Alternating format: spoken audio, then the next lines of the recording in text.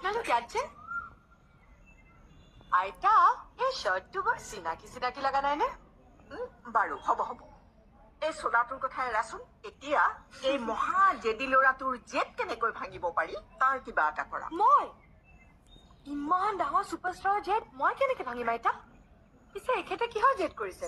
এখেতে জেদ কৰিছে যে এই গাঁৱৰে কোনোবা ধুনীয়া ছোৱালী এজনীৰ লগত এওঁ বিয়া পাতিব এইখন গাঁৱৰ? তোমাৰ চকুত আছে নেকি কোনোবা ধুনীয়া ছোৱালী? মোৰ দুজনীমান বান্ধৱী বৰ ধুনীয়া। মই কিন্তু মদ খাওঁ, চিগাৰেট খাওঁ আৰু যিমান বেয়া কাম আছে পৃথিৱীত চব কৰোঁ। কিন্তু বিয়াৰ পিছত ৰেডি। তেনেহ'লে ঠিক আছে। কালি তোমাৰ কিবা কাম আছে? কাইলে বিশেষ তেনেকে একো কাম নাই। তেনেহ'লে বোলা বিয়াখন পাতি লওঁ। ঠিক আছে। হা কি ক'লে আপুনি? একো কাম নাই যদি বিয়াখন পাতি লওঁ।